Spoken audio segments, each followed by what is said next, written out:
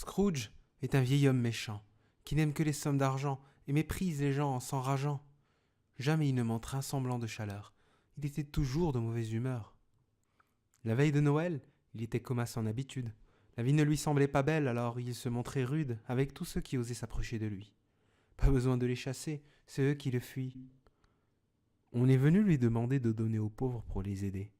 C'était Noël et peut-être qu'en cette occasion, son cœur allait céder. Mais évidemment que non. Qui pourrait vraiment susciter en cet homme une quelconque générosité?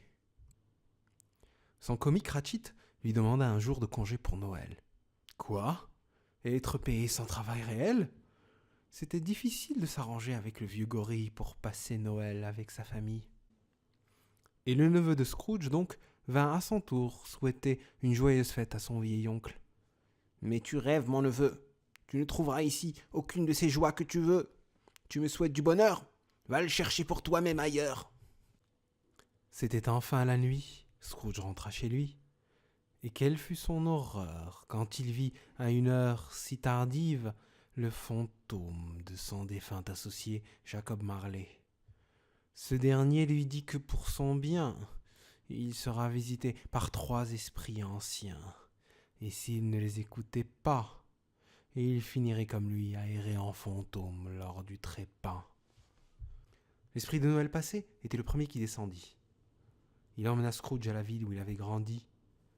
Alors il se rappela de son bonheur enfantin, des gens qu'il aimait et qui se sentaient éteints, de sa chère sœur et de l'enfant qu'elle a laissé.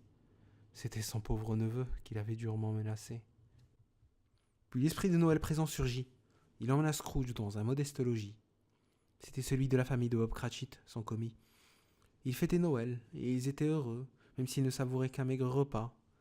Mais c'était Tiny Tim, un des enfants de Bob, qui vraiment le frappa. Car si on n'aidait pas cet enfant malade et tout faim, il se pourrait bien que pour lui, ce soit bientôt la fin. Et pour finir, ce fut le tour de l'esprit de Noël à venir. Il prit Scrooge et lui montra ce que dans le futur on racontera. Le pauvre Tiny Tim était bien mort, arraché à ses parents par le mauvais sort.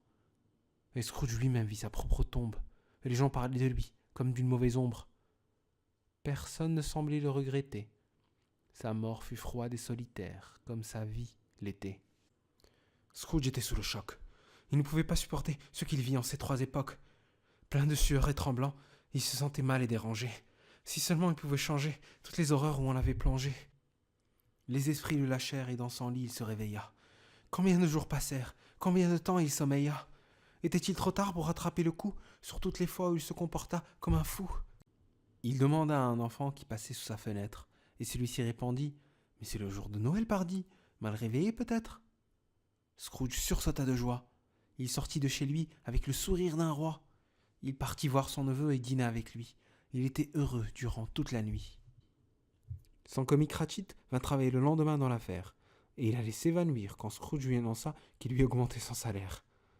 Scrooge est devenu bon avec lui et avec toute sa famille, pour que jamais il ne se prive.